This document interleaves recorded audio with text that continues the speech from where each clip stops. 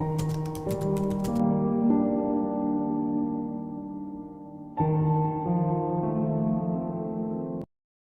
खूबसूरत लड़की जो अभी मात्र 21 साल की एक बेहद आकर्षक महिला थी, उसकी मौत ने इस बात की गवाही दी कि अंधकार का साम्राज्य कभी खत्म नहीं होता। वो केवल एक नए चेहरे की तलाश में रहता है। दोस्तों, ये कहानी एक ऐसा अंधेरा यानी डार्कनेस आपके दिमाग में रखेगी जिसमें इंसानियत या मासूमियत की कोई जगह नहीं है। ये घटना एक चेतावनी है, एक खौफनाक और डार्क परछाई की, जो कभी भी कहीं भी छिपी हो सकती है।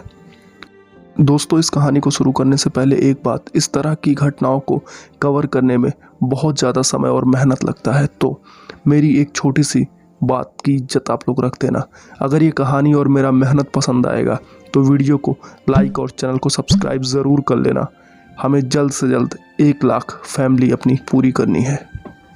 दोस्तों, ये कहानी स्टेप बाय स्टेप इतनी डार्क होती चली जाएगी कि अंत तक आप सिर्फ हैरानी और अचंभेपन के अलावा कुछ भी सोच नहीं पाओगे। तो अगर आप 18 साल से कम के हैं तो इस वीडियो को देखना आपके लिए काफ़ी ज़्यादा डार्क अनुभव हो सकता है। और अगर आप ऐसे हैं जो आज भी अच्छाई और इस दुनिया के अच्छाईपन में बहुत ज़्यादा भरोसा करते हैं, तो ये वीडियो आपके लिए नहीं है। आप छोड़ दीजिए इस वीडियो को और जाकर मेरी दूसरी वीडियो जिसका नाम है द ट्रूथ अबाउट यू, उसको सुन लीजिए। ये कहानी ऐसे लोगों के लिए है जो डार्क को झेलने की क्षमता रखते हैं। अगर आप में वो हिम्मत है तो चलिए एक भयानक सफ़र पर मेरे साथ कहानी को शुरू करते हैं।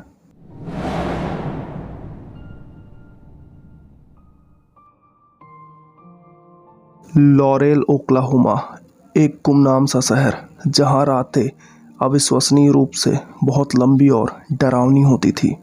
वहाँ की सड़कों पर एक अजीब सी खामोशी पसरी रहती थी, जैसे अंधेरे ने अपने पंजों से पूरे शहर को जकड़ रखा हो। इस शहर के लोग इस खामोशी के इतने ज़्यादा आदी हो चुके थे कि उन्हें इससे कोई परेशानी नहीं होती थी, लेकिन उन्हें नहीं पता था कि एक ऐसी भयानक घटना उनके सामने आने वाली थी जो इस खामोशी को चीर कर रख देगी। 21 साल की जूली बस्केन, एक सुंदर और युवा लड़की जिसने हाल ही में अपने जीवन की दिशा पाई थी। वो एक साधारण लेकिन बहुत सुंदर जीवन की उम्मीद में जिंदा थी। जूली के चेहरे पर हमेशा एक मासूम मुस्कान खिली रहती थी, जिसे देखकर कोई भी उसकी मासूमियत पर मोहित हो जाता। जूली एक अत्यंत सुंदर और आत्मविश्वास से भरी हुई युवा महिला थी। उसकी खूबसूरती और दमदार व्यक्तित्व ने सभी को प्रभावित कर दिया था। समाज में उसकी छवि एक सफलता की कहानी और एक आकर्षण की मिसाल के रूप में थी, लेकिन उसकी यही मासूमियत उसे एक ऐसे अंधकार की गहराई में लेके चली गई जहां से वापस लौटना नामुमकिन था। एक काली और ठंडी रात, जब पूरा शहर नींद के आगोश में सोया था, जूली अपने अपार्टमेंट में वापस लौट रही थी। उसके पीछे एक रहस्यमय परछाई थी जो हर कदम उसकी परछाई की तरह ही उसका पीछा कर रही थी।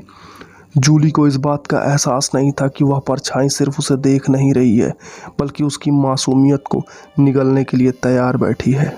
जब वो अपने अपार्टमेंट के पास पहुंची, अचानक वह परछाई उसके सामने आ गई। उसका जोर से दिल धड़कने लगा और उसकी सांसें थमने लगी। वो चीखने की कोशिश करती, लेकिन उससे पहले ही उसकी आवाज़ उसके गले में घुट गई।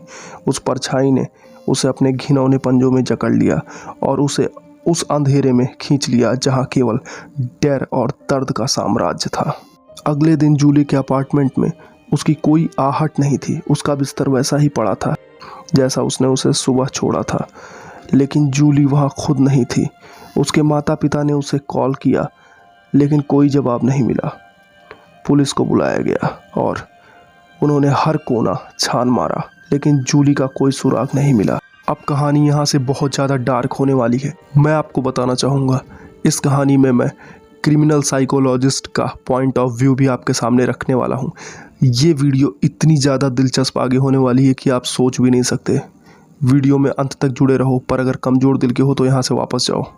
कुछ दिनों बाद पुलिस को एक जंगल में एक सुनसान जगह पर जूली की लाश मिलती है। उसकी हालत देखकर पुलिस के रोंगटे खड़े हो गए। उसका शरीर बुरी तरह से घायल था और उसके चेहरे पर डर और दर्द का एक परमानेंट छाप लगा हुआ था। ऐसा लग रहा था जैसे जूली की आत्मा को भी उस रात के दर्द से मुक्ति नहीं मिली थी। पुलिस ने जूली की हत्या की जांच शुरू की। वो उस रात के हर सुराग को तलाशने में जुट गए, लेकिन कोई ठोस सबूत उनके हाथ नहीं लग रहा था। अचानक एक गुमनाम कॉल से पुलिस को एक नाम मिलता है, सांचेज। वो एक ऐसा शख्स था जिसने अपने अपराधों को इतने खौफनाक, इतने डरावने तरीके से अंजाम दिया था कि उसकी खौफनाक छवि हर किसी के दिल में बसी हुई थी।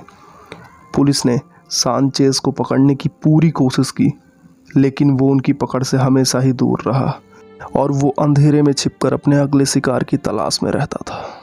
जब पुलिस सांचेज को गिरफ्तार नहीं कर पाई तो पुलिस ने अपने स्पेशल अफसर और कुछ जासूसों को सांचेज के पीछे लगा दिया और काफ़ी दिनों की मेहनत और मशक्क़त के बाद पुलिस ने आखिरकार सांचेज को गिरफ्तार कर लिया। उसके चेहरे पर कोई पछतावा नहीं था, बल्कि एक डरावनी मुस्कान थी जो किसी भी इंसान के दिल में डर पैदा कर सकती थी।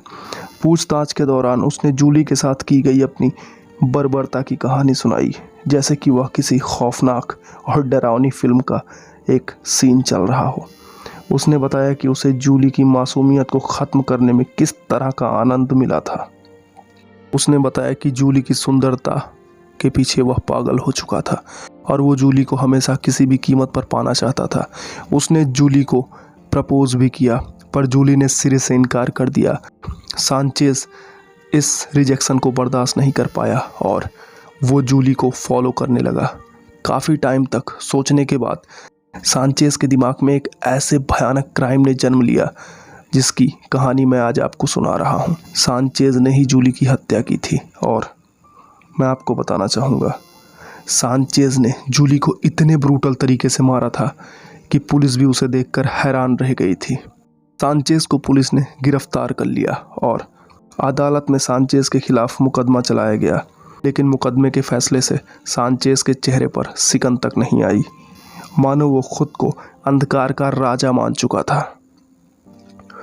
उसकी आंखों में वो क्रूरता थी जिसने जूली की मासूमियत को खून में डुबो दिया था।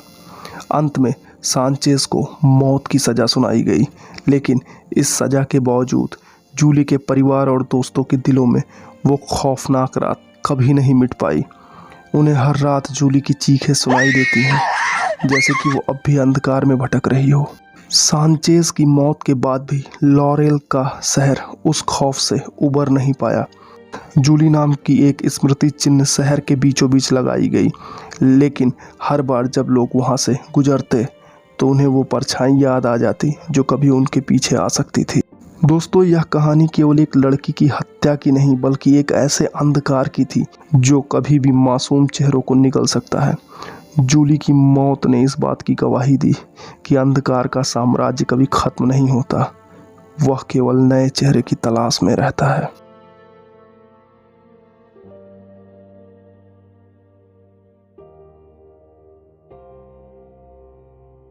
ये कहानी एक ऐसा अंधेरा प्रस्तुत करती है जिसमें इंसानियत और मासूमियत के लिए कोई जगह नहीं है। ये एक चेतावनी है कि डार्कनेस और क्राइम कभी भी कहीं भी छिपे हो सकते हैं। ऐसे मामलों को साइकोलॉजी में साइकोपैथ हत्याकांड या सिडेस्टिक मर्डर कहा जाता है। इस तरह के अपराधी अक्सर एक साइकोपैथ व्यक्तित्व रखते हैं, जहां उन्हें दूसरों को पीड़ा पहुंचाने में बहुत सुख मिलता है। दोस्तों, साइकोपैथ हत्यारों की कुछ सामान्य विशेषताएं होती हैं। सबसे पहली बात, ये लोग भावनात्मक रूप से बहुत असंवेदनशील होते हैं। उन्हें दूसरों की पीड़ा या दुख से कोई फर्क नहीं पड़ता। दूसरी बात, इन अपराधियों में अक्सर मानसिक विकृति होती है जो उन्हें हिंसा और नियंत्रण के लिए प्रेरित करती है। वो क्राइम को एक खेल की तरह देखते हैं जिसमें वे अपने शिकार को हराना चाहते हैं, यानी मात देना चाहते हैं। दोस्तों, ऐसे अपराधियों को पावर और दूसरों को कंट्रोल करने का एक असाधारण आकर्षण होता है। वो अपने शिकार पर पूरी तरह हावी होने की कोशिश करते हैं और इसके लिए वे किसी भी हद तक जा सकते हैं। कुछ हत्यारे अपने शिकार को पीड़ा पहुंचाने में मानसिक तृप्ति का अनुभव करते हैं। वे अपने शिकार की तकलीफ को बढ़ाते हैं और उससे आनंद लेते हैं। इस मर्डर के पीछे की साइकोलॉजी, सांचेज के मामले में उसकी साइकोलॉजी को कुछ पॉइंट से समझा जा सकता है।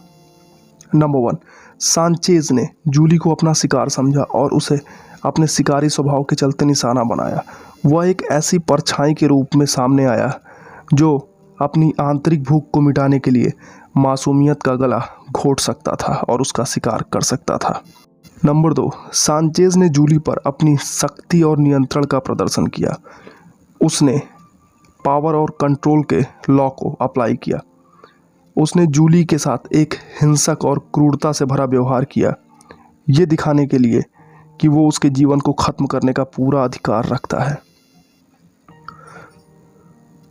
जूली की हत्या के दौरान सांचेज को एक असामान्य तृप्ति मिली। इस तरह के अपराधी अक्सर अपने शिकार की पीड़ा और दुख से बहुत आनंदित होते हैं। ऐसे व्यक्ति अक्सर समाज में अलग थलग रहते हैं। उन्हें समाज द्वारा अस्वीकार किया जाता है। उनके पास नैतिकता या सहानुभूति की कमी होती है जो उन्हें इस तरह के डेंजरस काम करने के लिए प्रेरित करती है। अक्सर सांचेज ने पहले भी अपराध किए थे। अगर सांचेज ने पहले भी अपराध किए थे तो यह संभव था कि उसके अंदर हिंसा और अपराध की एक आदत बन गई थी। इस प्रकार के अपराधों में अनुभव प्राप्त कर चुका हुआ व्यक्ति बहुत ही खतरनाक होता है और उसने जूली की हत्या द्वारा अपराधों की सूची में एक और नाम जोड़ दिया था।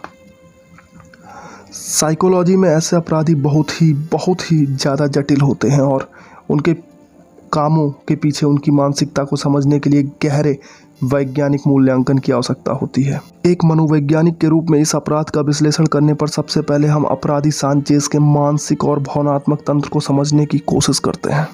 इसके लिए हम उसके व्यक्तित्व, उसकी मानसिक स्थिति और उसके अपराधों के पीछे संभावित प्रेरणाओं पर गहराई से विचार करेंगे।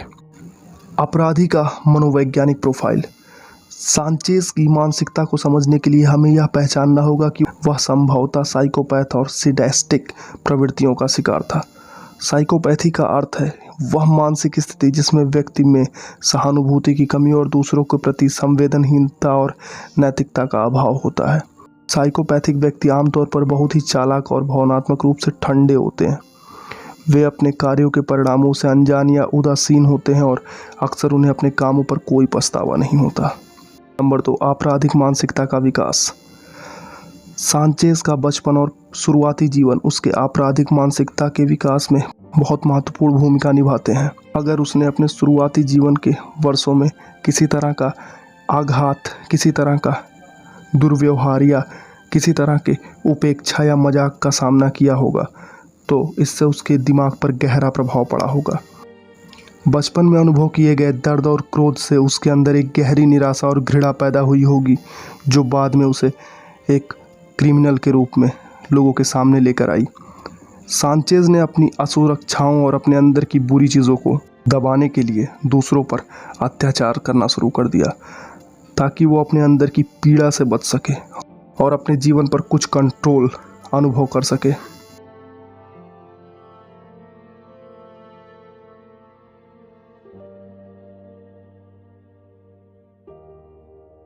अपराध के पीछे की सैडिस्टिक प्रवृत्ति। सांचेज के अपराधों में सैडिस्टिक प्रवृत्तियों का स्पष्ट प्रमाण मिलता है। सैडिज्म एक मानसिक विकार है जिसमें व्यक्ति दूसरों को पीड़ा पहुंचाने में सुख पाता है। सांचेज ने जूली के साथ जो किया वो केवल एक हत्या नहीं थी बल्कि एक सैडिस्टिक कृत्य था जिसमें वह अपने शिकार को मानसिक और शारीरिक रूप से पीड़ा दे रहा था। उसने जूली को पीड़ा पहुंचाने और उसे कष्ट देने में एक बहुत ही ज़्यादा आनंद का अनुभव किया। इस तरह के अपराधी अक्सर अपने शिकार की पीड़ा से संतोष प्राप्त करते हैं और यह उनके लिए एक प्रकार की मानसिक तृप्ति का स्रोत बन जाता है। Desire for power and control. Sanchez के अपराधों के पीछे desire and power control law काम करता है।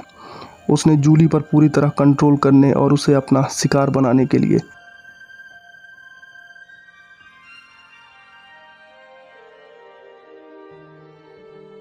इस प्रकार के अपराधी कृत्य को अंजाम दिया था। वो जूली पर अत्याचार करके अपने आप को पावरफुल दिखाने की कोशिश कर रहा था। सांचेज के लिए जूली एक ऐसी वस्तु बन गई थी जिस पर वो अपनी शक्ति का प्रदर्शन कर सकता था। उसने अपने अंदर की कमजोरी और अपनी अंदर की निराशा को छुपाने के लिए हिंसा और टॉर्चर का सहारा लिया ताकि वो खुद को किसी तरह से शक्तिवान महसूस करे। डिसोसिएशन और अपराध बोध की कमी। सांचेज के अपराध करते समय डिसोसिएटिव प्रवृत्तियां भी स्पष्ट होती हैं। दोस्तों, कहानी का अंतिम हिस्सा क्या है? सांचेज के अपराध के बाद उसकी जांच और उसके मानसिक मूल्यांकन ने इस बात को साफ कर दिया कि वो केवल एक साधारण हत्यारा नहीं था, बल्कि उसकी मानसिकता गहरे विकारों और एक गहरी गंदी मानसिकता का प्रतीक थी। उसके अंदर साइकोपैथिक और सैडिस्टिक प्रवृत्तियां थी। उसके अंदर की पावर और कंट्रोल, दूसरों को पीड़ा पहुंचाने का विकृत आनंद, इन सभी ने उसे एक डेंजरस क्रिमिनल के रूप में ढाल दिया। जूली की हत्या के बाद अपराध विशेषज्ञों ने सांचेज के मनोवैज्ञानिक प्रोफाइल पर बहुत गहराई से अध्ययन किया और उसकी गहराइयों में छिपी मानसिकता को समझने के लिए सांचेज जैसे अपराधियों पर कुछ किताबें लिखी। एक किताब है जिसका नाम है द साइको साइबरनेटिक। ये किताब अपराध जगत की सबसे बेहतरीन किताबों में से माना जाता है। इसमें इंसान को बदलने और इंसान के अंदर के डार्क पहलू को जानने की सारी चीज़ों का बहुत ही डिटेल्ड में वर्णन किया गया है। तो अगर आप किताबों के शौकीन हैं तो नीचे डिस्क्रिप्शन में लिंक है द साइको साइबरनेटिक, जाकर ज़रूर पढ़िएगा। दोस्तों, अगर आपको मेरी मेहनत पसंद आई हो, वीडियो को लाइक करना, चैनल को सब्सक्राइब करना और वीडियो को शेयर ज़रूर करना ऐसे लोगों तक जो इस तरह के वीडियोस को पसंद करते हैं। और कमेंट में बताओ आपको वीडियो कैसा लगा, अच्छा या बुरा या बहुत अच्छा। चलिए मिलते हैं नेक्स्ट वीडियो में, तब तक के लिए wish you all the best. Thank you so much, bye bye.